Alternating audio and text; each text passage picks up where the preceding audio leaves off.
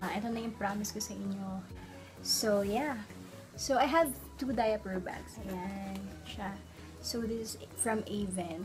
Pero, ano talaga siya, lalagyanan talaga siya ng pump ko. Since na, pag pupunta kami dyan, kay mommy o kaya sa kantin niya, ayoko yung sobrang laking diaper bag na dala. So, ito yung ginagamit ko. So, para sa mga ano to, short distance na makakauwi kami agad kung kailangan umuwi ni Cav, gano'n. So, ito yung ginagamit. So, yung isa kong bag, ito, yan.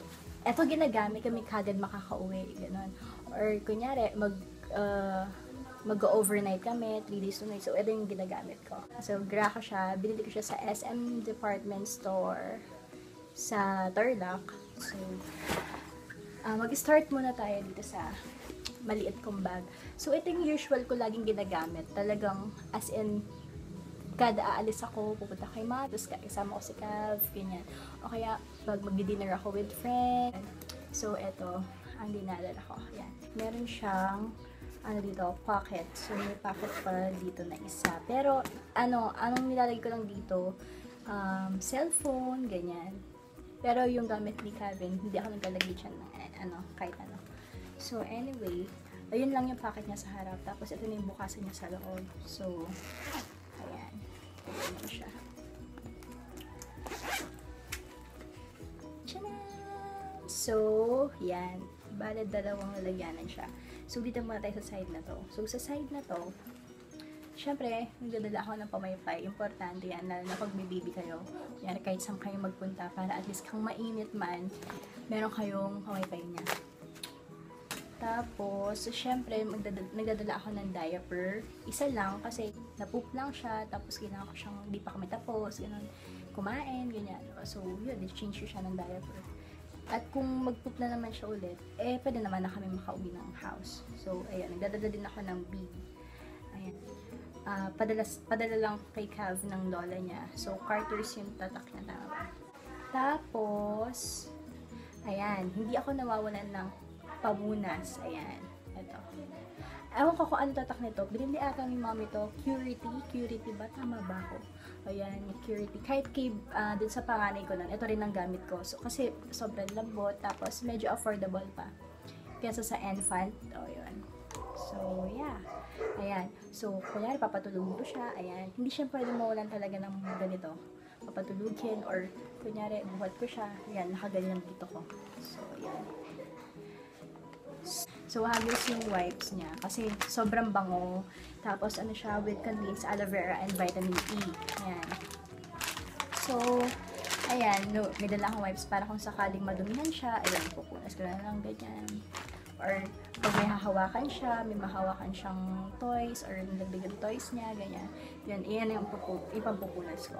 And then, ito ang pinakagusto ko sa part na to. So, inalis ko na siya, no? So, ganyan siya kalaki. So, dito ko nilalagay lahat nung kanina pinakita ko. So, ito, yun, 9 ounce na bottle. Siyempre, dina-demonstrate ko lang. Pero, talaga may naman to na 6 ounce na milk. So, ang kagandahan dito, ayan, meron siyang snap. Ayan. So, yeah. Tapos, dito sa side na to, ayan siya na sa cabin. So, dito sa side na to, yun, nilalagyan ko ng mga damit niya. So, nagdadala ako ng extra pants, tsaka extra na onesies yan. Yan. So, ayun, this is Nike from Tita Bebe, yan. Padala kay sa kanya. So, ito naman, Carter's. Yan. So, ito, yung susunod kong bag, yung susunod na bag, ito yung ginagamit ko para pag pupunta kami sa malayo, ganyan.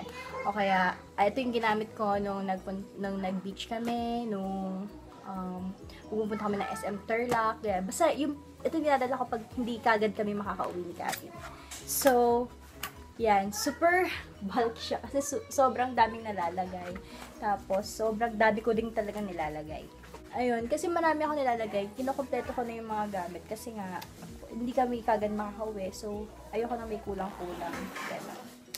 So, meron siyang 4 na pockets. So, itong sa side na to, 1, 2, 3, and 4. Yan, sa labas. Tapos, ito na yung pinakabukasan niya. The zipper. So, eto, meron siyang, yung gilid niya, yung side pockets niya, yan, yung mga bottles niya. So, 9 ounce na bottle. Tapos, nasa loob yung isa. Basta nagbabaon ako ng 3. So, dito sa pocket na to, sa harap ng pocket na to, yan! Ito, ang diaper cream. So, Nivea din. So, ayan, sabi kasi ako kay Calvin na pag nagda-diaper ko siya, naglalagay ako ng cream para pag-prevent na din. Tapos, etong Physio Gel Cream. Yan, hindi pa pwedeng mawala sa kanya yan. As in, everyday ko pinapahid sa kanya after maghilamos siya or after na mag-take a bath. Yung lotion niya, syempre. Nivea din, Nivea Baby. Kasi gusto ko yung amoy nito, mas pang baby. Tapos, ito sa side na to, eto, yung powder niya, yung alcohol, at saka, syempre, yung kanya Achete de Manzanilla. Yan. Para kung sakaling namigang siya, ganon, or ano. Yun. And then, sa loob na tayo. Bottle. Tapos, yung mga abubot niya. Yan, sa harap. So, dito sa loob, ayan, yung sa zipper na bag. Ayan. Ito yung pinakauna kasi ito yung, kunyari matutulog siya. Ayan, gusto niya to eh. Talagang quank ang tawag dito. Ayan. Yan. Tapos, nagbabaon ako ng at least 4 diapers. Yan. 4 diapers. So, yung diaper niya is Huggies Dry, yung color blue. So, yun. Hiyang niya, tapos affordable pa. Kaya, okay. Tapos, ayan, nakikita niyo ba? Ayan. Eto, meron akong dalang pulbera. Ayan. Yellow to kasi si daddy niya hindi makahanap daw ng color blue or green. Kaya ito na lang yung bulak. Ayan, dito ko na nalalagay yung bulak. O, syempre, milk dispenser. Yan, so 3 yung nalalagay niya. Minsan, pag maano kami malayo, syempre, magdadaling ko na yung buong milk niya. Tapos, ayan, may dala rin akong wipes again. So, dinadala ko na talagang buo. Yun. So, dalawang brand ng wipes niya. Ito yung Pampers, tsaka yung isa yung Huggies. Anyways, tapos, ayan. Sa loob pala ng bag, so meron din mga pockets. Ito yung zipper na pocket, tapos ito lalagyanan ng, dadala rin ako ng thermometer. Tapos, yung isang bottle niya, ito yung talaga nilalagyan ko na agad ng milk. Tapos, meron din ditong dalawang, dito sa front, sa loob na front. Ayan. Meron dalawang, isang malaking pocket dito, tapos isang maliit. Nagdadala ako ng syempre, clothes niya, ayan. So, nagdadala ako ng isang pants. Tapos, ito, yung bonnet niya, ayan. Nagdadala ako ng bonnet niya. Tapos, ay, doon pala sa isa kong, bag, nagdadala rin ako ng bonnet niya. Para kung sakaling 5 p.m. na kami umuwi, ganyan, medyo mahamog na. So, yan. Lagi ako nagdadala ng bonnet. Nagdadala din ako ng pamaypay. Nagdadala ako ng jacket niya. So, ano ba to? American Eagle ata. And then, syempre, extra socks. Yan. Tapos, magdadala ko ng more than socks kung kunyari ilang araw kami mawala. So, yan. Tapos, magdadala ko ng at least 3 onesies. Yan. So, yan. Tsaka, eto. Yan. Okay. Yan. So, yan. Tapos, nagdadala ko ng extra receiving blanket. Yan, para kung sakaling pwede ko siyang, kaya natutulog siya, pwede ko siyang ihika somewhere, ganyan. So, ito. Or kumot, ganyan. Yung pinakalas, ito, yung changing mat niya. So, yan. Actually, meron talaga itong sarili, kaso nga lang, hindi ko na alam kung saan ko nalagay. So, ayan, bubili ako nito. Ang aking area talaga. So, dito ako naglalagay ng, ito yung section ko, ito yung may zipper. So, ito, andyan lang yung wallet ko. Pag umaalis ako, hindi na kasi ako dadala na extra bag. So, ayan, yung wallet, at saka yung, tawag dito, yan, lip gloss. Yan, yung lip gloss ko. So, ito yung pinaka-favorite ko. Yan, Just Beaten. Yan, Just Beaten ng Revlon.